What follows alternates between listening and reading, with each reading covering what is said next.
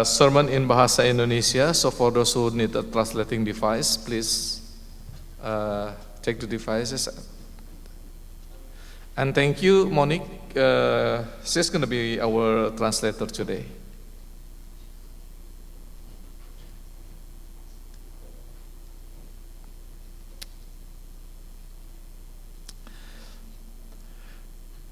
Saudara yang dikasihi Tuhan, saya mau sedikit cerita, saudara, pengalaman ya sekitar antara tahun 1992, 1994, saudara. Saat itu saya sedang menempuh studi untuk Master Business Administration, MBA, suatu sekolah bisnis kerjasama Departemen Kehutanan dengan San Juan Letran, Calamba, Philippines. Nah, tesis saya, saudara, yang saya susun itu sebagai tugas akhir adalah The Training System as a Bridge Between Theory and Real World Practice, a study conducted by Astra Company. Ya, pada masa itu, saudara, Astra itu adalah perusahaan yang bergerak di bisnis otomotif yang sangat maju dan besar di Indonesia. Mereka punya lembaga yang namanya AETC ya, itu singkatan dari Astra Education and Training Center. Goal dari lembaga ini, saudara, adalah untuk melatih calon karyawan yang mereka rekrut, yang baru lulus dari universitas untuk kerja, dan para lulusan baru ini hanya banyak mendapat pengajaran teori di kampus, di dunia akademik, tapi mereka belum siap untuk kerja. Karena itu, saudara, AETC ini adalah pelatihan-pelatihan yang sengaja dibangun oleh Astra Company untuk melatih para lulusan baru ini agar siap bekerja sesuai dengan bidang dan tempat di mana mereka akan dipekerjakan. Nah, saudara, bayangkan itu penelitian yang saya lakukan 34 tahun yang lalu. Malah saudara, tesis dan ijazah MBA-nya juga sudah rusak gara-gara kebanjiran setelah 2002 di Jakarta. Tapi yang saya mau ceritakan di sini adalah begini, saudara, bahwa ada perbedaan yang jelas antara pengajaran dan pelatihan. Pengajaran itu berfokus pada penyampaian pengetahuan dan konsep. Karena itu, seorang guru yang luar biasa dapat secara efektif menyampaikan informasi kepada puluhan, ratusan, bahkan ribuan orang. Biasanya fakta, contoh, dan cerita digunakan untuk menyampaikan pikiran mereka. Inilah teori-teori yang diterima oleh mahasiswa saat mereka belajar di kampus. Tapi biasanya mereka tidak bisa langsung mempraktekannya di kerja nyata. Karena dalam pekerjaan-pekerjaan tersebut butuh keterampilan yang sesuai dengan apa yang akan atau harus dikerjakan. Karena itu dibutuhkan satu tahap yang disebut pelatihan. Nah, saudara-saudara, pelatihan atau training itu berfokus pada penyampaian keterampilan yang dipelajari, yang sesuai dengan, atau ini bisa dilakukan dalam proses magang ya di tempat kerja dengan didampingi oleh seorang pelatih, atau di tempat khusus semacam laboratorium yang didesain sama persis seperti tempat kerja, tetapi sama sekali tidak mengganggu operasional company. Seperti yang dilakukan oleh Astra Company ini, oleh AETC ya. Nah, saudara, pelatihan ini sangat dibutuhkan dan menentukan keberhasilan orang-orang yang direkrut agar bisa melaksanakan pekerjaannya kelak. Karena itu saudara dibutuhkan suatu proses pengamatan dan pengalaman pribadi one to one agar pelatihan itu efektif.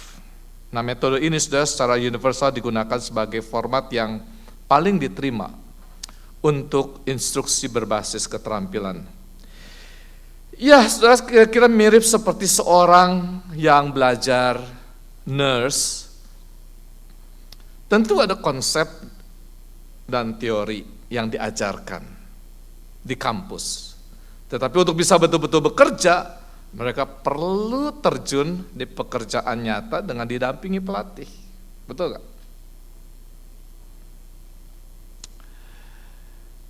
Jadi dibutuhkan proses pelatihan melalui shadowing, internship, clinical, dan semua ini dibutuhkan untuk mengasah keterampilan seorang nurse agar bisa melaksanakan tugasnya dengan baik, bukan? Untuk bisa berenang, saudara, seseorang tidak hanya belajar online tentang teori berenang, melainkan dia butuh ke kolam renang, berbahasa ria, berlatih dengan didampingi seorang pelatih tentunya. Seorang pilot yang belum punya jam terbang yang cukup dalam latihan-latihan tidak mungkin diberi tanggung jawab menerbangkan pesawat penumpang, bukan? Apakah saudara mau menumpang pesawat yang diterbangkan oleh seorang pilot yang baru lulus dan dari kursus penerbangan online? Pasti saudara tidak akan mau. Tanpa punya pengalaman terbang sama sekali. Nggak mau, saudara. Resikonya besar. Maskapai penerbangan pun tidak akan mempercayakan pesawatnya dikendalikan oleh seorang pilot yang cuma belajar online tanpa pernah magang dan praktek. Betul nggak? Nah, setelah dikasih Tuhan, topik ini hari ini adalah how to make disciple. Dan setelah worship service, saudara, kita akan lanjutkan dengan diskusi kelompok. Dan saya akan pimpin diskusi kelompok bahasa Indonesia dan Jim nanti yang akan diskusi bahasa Inggris ya. Nah, saudara, hari ini kita membaca bagaimana Tuhan Yesus selain mengajar orang-orang untuk menjadi murid-muridnya, Ia juga memilih dengan suatu metode pelatihan one to one. Mari kita perhatikan saudara bacaan hari ini, ayat demi ayat. Lukas 10 ayat 1, kemudian daripada itu Tuhan menunjuk, di bahasa Indonesia 70 murid ya saudara, dalam bahasa Inggris 72 murid, ada sedikit perbedaan, tapi tidak signifikan.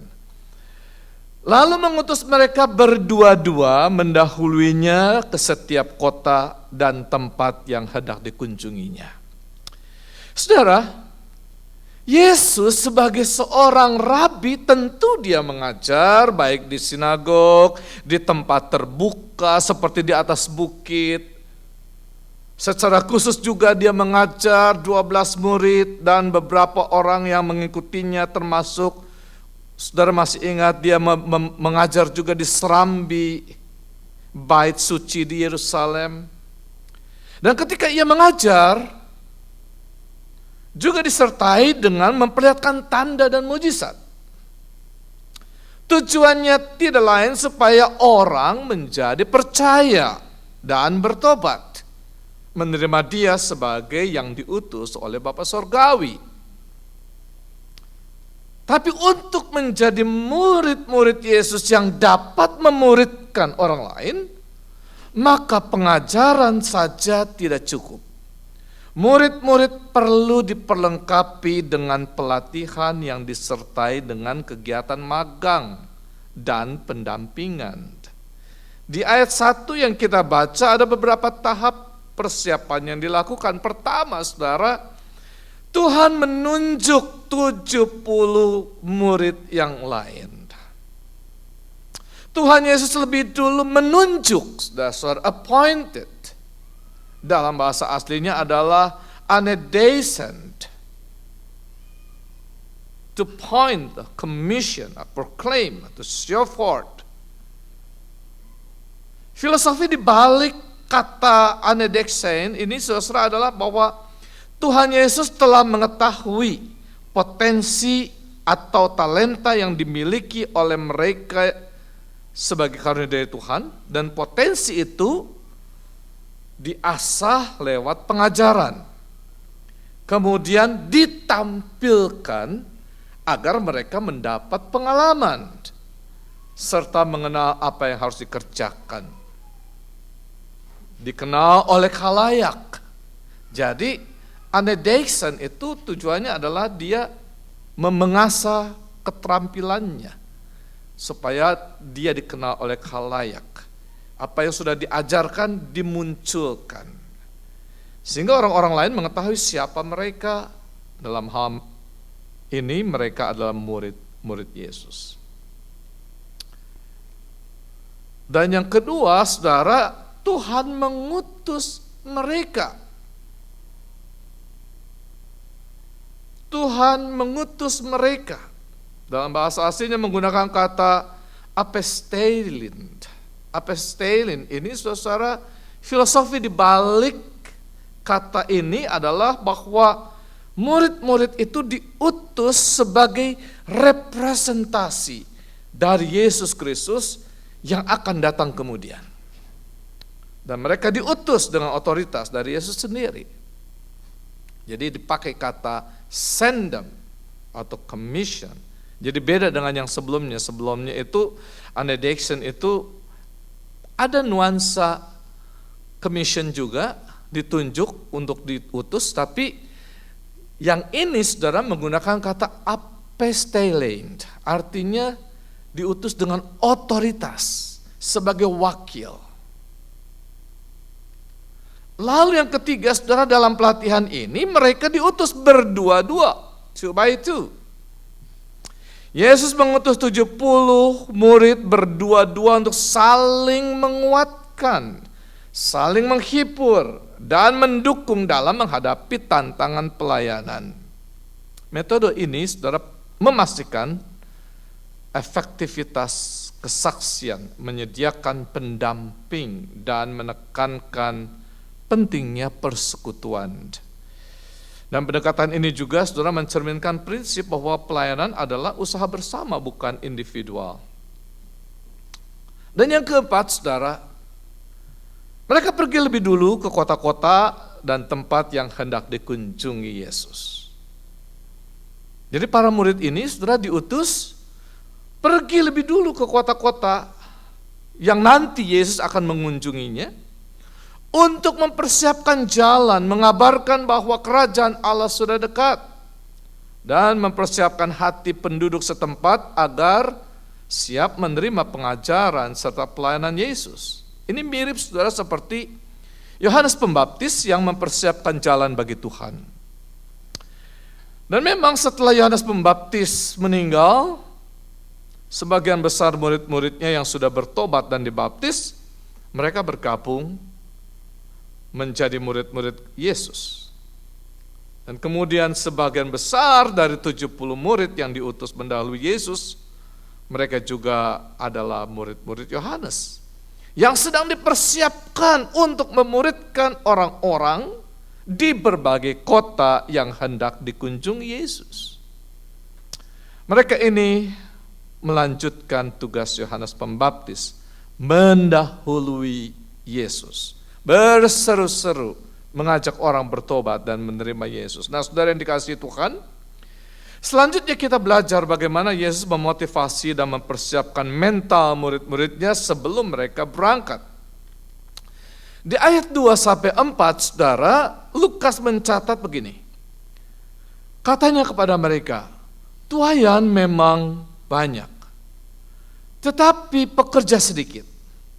Karena itu mintalah kepada Tuhan yang empunya tuaian supaya ia mengirim pekerja-pekerja untuk tuaian itu. Pergilah, sesungguhnya aku mengutus kamu seperti anak domba ke tengah-tengah serigala. Janganlah membawa pundi-pundi atau bekal atau kasut, dan janganlah memberi salam kepada siapapun selama dalam perjalanan. Saudara, ketika membaca bagian ini, saya membayangkan Yesus seperti pelatih American football yang menyemangati timnya, saudara, sebelum mereka memasuki stadium untuk melawan tim football lain dalam pertandingan. Wah, jadi kasih semangat, ngomong dulu gitu, saudara-saudara. Tim football kan begitu kan, pelatihnya kan, dia kasih semangat dulu timnya. Atau bisa juga saudara bayangkan seperti seorang panglima perang yang sedang menyemangati para prajurit sebelum mereka bertempur di medan perang. Wah, jadi panglima perang dia pakai kuda, dia akan teriak-teriak, dia kasih semangat ke prajurit, dia kasih semangat untuk bisa kemudian dia terbangun, terbakar emosinya dan dia siap perang, begitu saudara-saudara. Nah, Yesus sebelum dia melepas 70 murid itu menjadi tim yang akan mendahuluinya masuk ke kota-kota mempersiapkan jalan bagi Tuhan, sebagai seorang pelatih yang handal, maka Tuhan Yesus mempersiapkan mereka dengan beberapa hal. Yang pertama, saudara, murid-murid disuruh membayangkan bahwa mereka sedang memandang ladang yang sudah menguning dan siap untuk dituai. Masa penuaian adalah musim yang sangat menyenangkan, saudara. Itu kalau di dunia pertanian, itu masa penuaian itu masa yang paling menyenangkan, saudara. Dan membawa sukacita. Biasanya orang-orang yang sedang menuai di ladang, mereka bekerja dengan sukacita karena mereka menuai hasil dari segala jerih payah yang sudah dikerjakan, mulai dari masa menanam, memupuk, menyirami, menyiangi, menjaga ladang dari hama, lantas menanti musim menuai. Tentu mereka akan bersukacita karena segala jerih payahnya akan terbayar.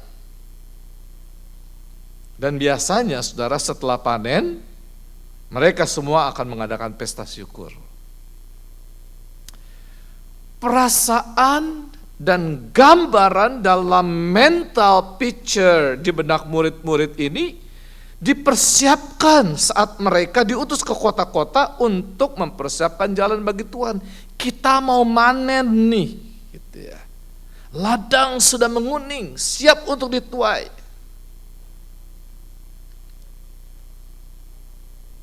Nah, yang kedua, sebagaimana para pelatih akan memberitahukan siapa dan seperti apa lawan tanding mereka. Atau panglima perang akan memberitahukan para prajurit seperti apa musuh mereka.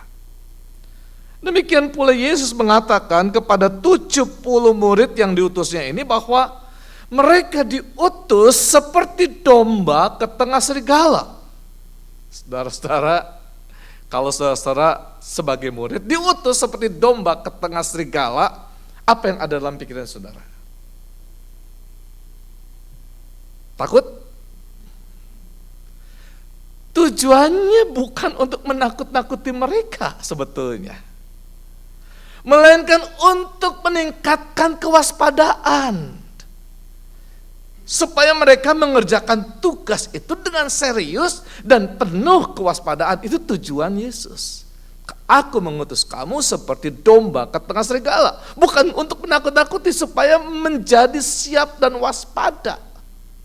Domba di tengah serigala, saudara. Yang ketiga, Yesus memberikan strategi awal dalam melaksanakan tugas ini dengan suatu aturan. Janganlah membawa pundi-pundi atau bekal atau kasut. Dan janganlah memberi salam kepada siapapun selama dalam perjalanan. Kedengarannya aneh, bukan? Seperti seorang pelatih yang sedang mendidik timnya untuk survive di hutan hanya berbekal sebilah pisau saja. Tidak boleh bawa makanan atau perlengkapan lain. Anggota tim disuruh untuk mempraktekkan apa yang telah diajarkan sebelumnya, cara bertahan hidup di dalam hutan, cara mengenali tanaman yang bisa dimakan atau tidak, cara untuk berburu, cara untuk melindungi diri, cara untuk mendapatkan air dan sebagainya. Nah, saudara, kepada 70 murid-murid ini mereka diutus ke setiap kota tanpa membawa pundi-pundi atau bekal atau kasut. Dan jangan memberi salam kepada siapapun dalam perjalanan. Apa tujuannya, saudara? Pundi-pundi, bekal atau kasut menandakan kebutuhan untuk melindungi dan menjaga diri agar tidak kehausan, tidak kelaparan, ataupun sakit. Dan Tuhan Yesus sedang mengajarkan murid-muridnya untuk lebih mengandalkan diri pada Tuhan, bukan pada persiapan diri yang bersifat jasmani. Tidak memberi salam dalam perjalanan bertujuan untuk fokus pada tujuan, tidak teralihkan oleh berbagai godaan yang bisa ditemui selama dalam perjalanan. Saudara yang dikasihi Tuhan, dalam proses pelatihan ini Yesus melanjutkan suatu strategi untuk mengenali orang-orang yang akan dikunjungi dan yang akan menerima Yesus kelak untuk bisa menjadi muridnya. Siapakah orang-orang yang akan menerima dan siapakah orang-orang yang akan menolak? Bagaimana caranya? Di ayat 5-7 Yesus mengajarkan demikian. Kalau kamu memasuki suatu rumah, katakan lebih dahulu, damai sejahtera bagi rumah ini. Dan jikalau di situ ada orang yang layak menerima damai sejahtera, maka salammu itu akan tinggal di atasnya. Tetapi jika tidak, salammu itu kembali kepadamu. Tinggallah dalam rumah itu, makan dan minumlah apa yang diberikan orang kepadamu, sebab seorang pekerja patut mendapat upahnya. Janganlah berpindah-pindah rumah. Saudara, untuk menguji apakah penghuni di sebuah rumah itu adalah orang-orang yang dipilih untuk menjadi domba-domba milik Kristus atau bukan, maka mulailah dengan memberikan salam. Havenu shalom aleichem. Damai sejahtera bagimu sekalian. Dan salam damai sejahtera bagi rumah ini, shalom, itu adalah berkat, saudara, doa. Pernyataan kehendak Allah untuk membawa keutuhan, keamanan, kesehatan, sukacita di dalam rumah tangga tersebut. Nah, saudara, ketika murid-murid yang diutus ini menyampaikan salam, maka sesungguhnya mereka diutus sebagai perwakilan dan otoritas yang berasal dari Kristus. Lantas Yesus menegaskan bahwa jikalau di situ ada orang yang layak menerima damai sejahtera, bahkan di sana dikatakan, and if a son of peace is there, jadi artinya ini klop, ya. Kalau di situ ada orang yang layak menerima damai sejahtera, maka salam atau damai sejahtera dengan segala berkat yang mengiringinya itu akan tinggal atas seisi rumah itu. Tetapi kalau tidak, salam dan berkatmu itu kembali kepada murid-murid.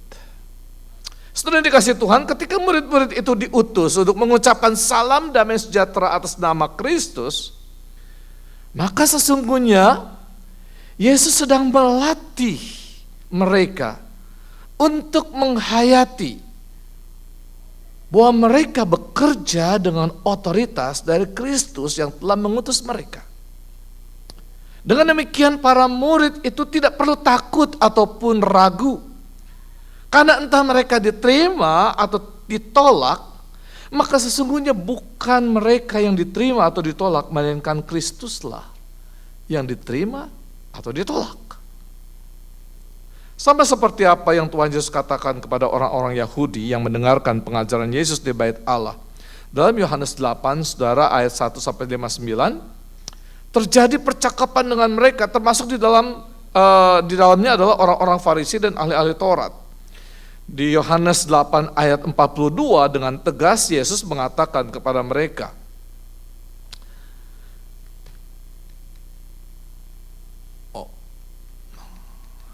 jikalau Allah adalah Bapamu, kamu akan mengasihi aku, sebab aku keluar dan datang dari Allah, dan aku datang bukan atas kehendakku sendiri, melainkan Dialah yang mengutus aku. Di sini Tuhan Yesus menegaskan bahwa Ia datang ke dalam dunia karena Bapa Sorgawilah yang telah mengutusnya. Setiap orang yang mengasihi Allah Bapa tentu akan mengasihi Yesus yang telah diutusnya.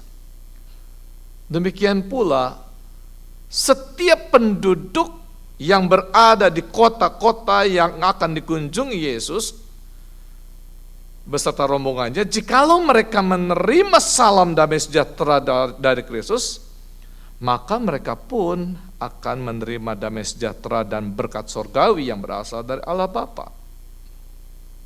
Nah, di sini saudara, Tuhan Yesus sedang melatih murid-muridnya untuk mengenali orang-orang yang memang telah dipilih Tuhan sejak semula untuk menjadi domba-domba milik Kristus, dan mana domba-domba yang bukan milik Kristus. Murid-murid yang diutus juga sedang dilatih untuk memiliki keyakinan diri bahwa sesungguhnya mereka sedang menjadi agen-agen kerajaan Allah. Dan pengujian yang kedua untuk membuktikan apakah orang-orang itu sungguh-sungguh ada di pihak Allah Bapa yang mengutus murid-murid, maka murid-murid pun akan diterima untuk tinggal di rumah itu. Di ayat 7, saudara, bisa diklik Yudi. Ini nggak jalan nih klikernya. Satu lagi. Ya. Di ayat 7 yang kita baca hari ini, Tuhan Yesus mengatakan, tinggallah dalam rumah itu, makan dan minumlah apa yang diberikan orang kepadamu, sebab seorang pekerja patut mendapat upahnya. Jangan berpindah-pindah rumah. Saudara dikasihi Tuhan, pola pemuridan ini bertujuan untuk church planting. Kehadiran dua orang murid dan tinggal di dalam sebuah rumah untuk memberikan pengajaran, maka ini sudah menjadi kelompok kecil yang kemudian akan berkembang menjadi komunitas. Yesus berkata di dalam Matius 18 ayat 20, sebab di mana 2 atau 3 orang berkumpul dalam namaku, di situ aku ada di tengah-tengah mereka. Karena itu murid-murid diutus berdua-dua. Bukan hanya supaya mereka saling menolong dan mendoakan, tetapi juga ketika mereka tinggal dan menumpang pada sebuah rumah yang berisi minimal 1 orang, maka 3 orang berkumpul dalam nama Yesus, maka komunitas kecil sudah mulai ditanamkan. Makan dan minum apa yang disajikan di sana, ini menunjukkan 3 hal, saudara.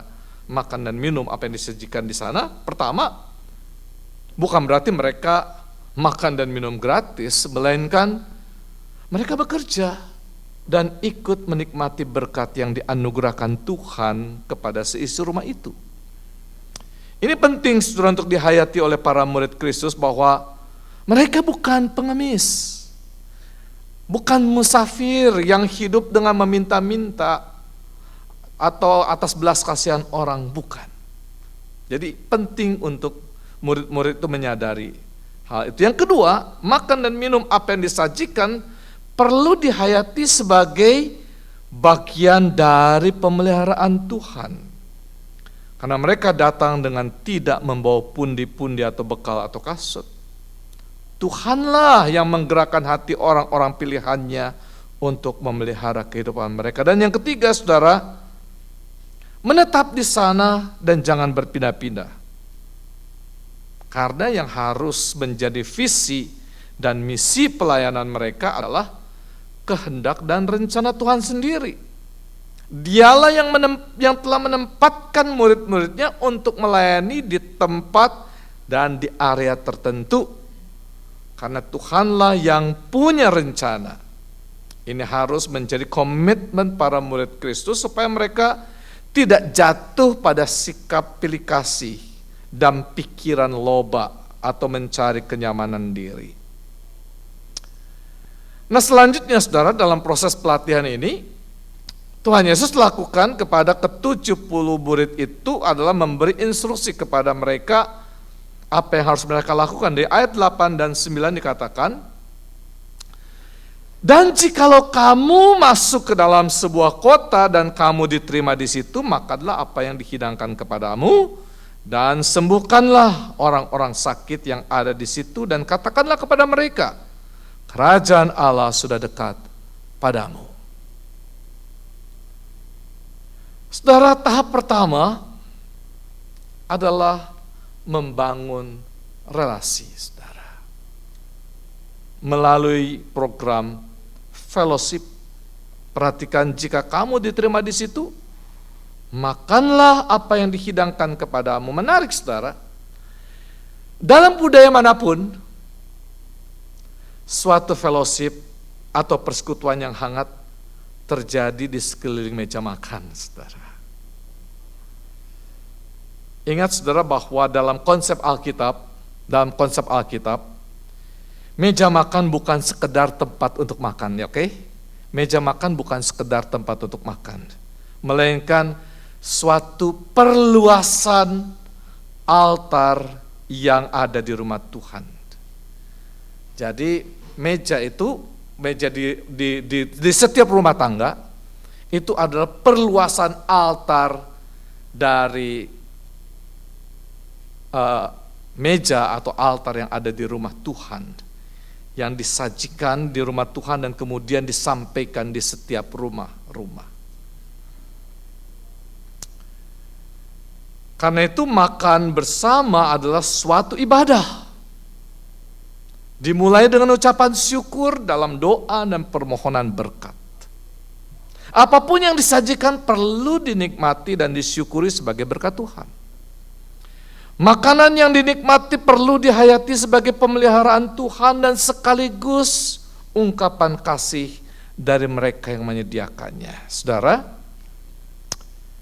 sedikit cerita, saudara, saat saya masih bertugas di organisasi misi dan sering pergi ke pedalaman-pedalaman suku-suku di Indonesia, saudara, ini merupakan pengalaman yang berharga buat saya, karena masing-masing suku itu punya budaya khasnya masing-masing yang tercermin juga lewat makanan yang mereka sajikan.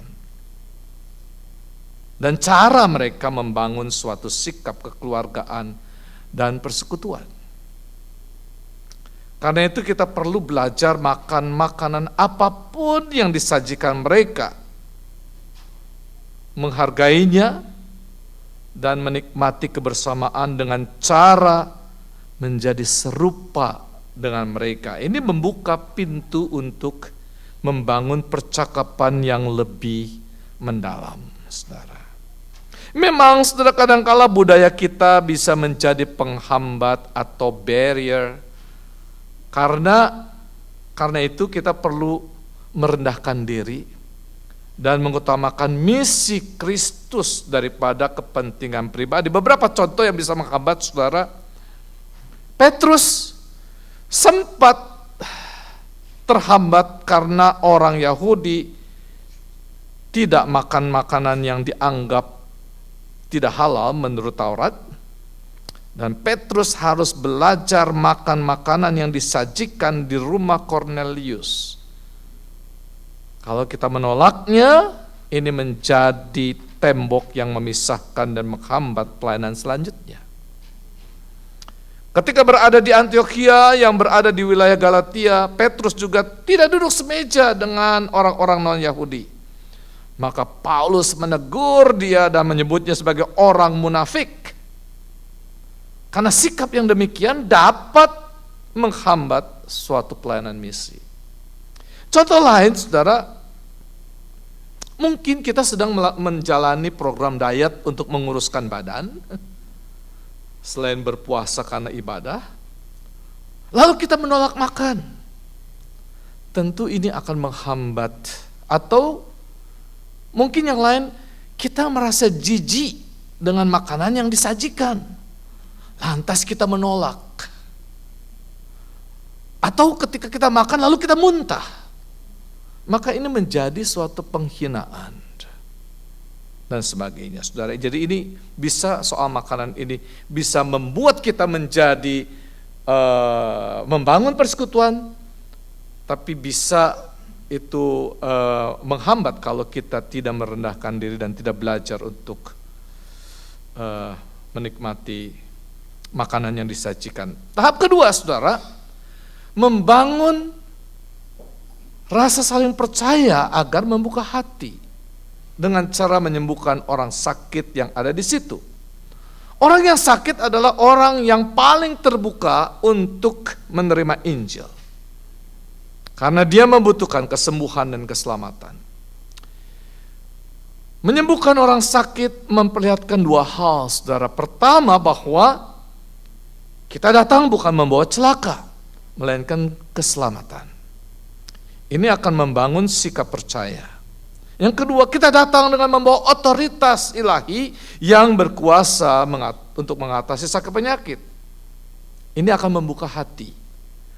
Dan kita percaya bahwa doa orang benar dan mendoakan dengan iman, maka doa itu menjadi alat di tangan Tuhan untuk menyatakan kuasa-Nya. Dan pada tahap yang kedua ini menjadi momen penting untuk masuk pada tahap yang ketiga, saudara, yaitu proklamasi bahwa kerajaan Allah telah dekat. Karena itu bertobatlah, percaya, dan dibaptis. Saudara dikasih Tuhan, inilah yang menjadi amanat agung dari Tuhan Yesus, yaitu bahwa pergi dan menjadikan semua bangsa murid-muridnya.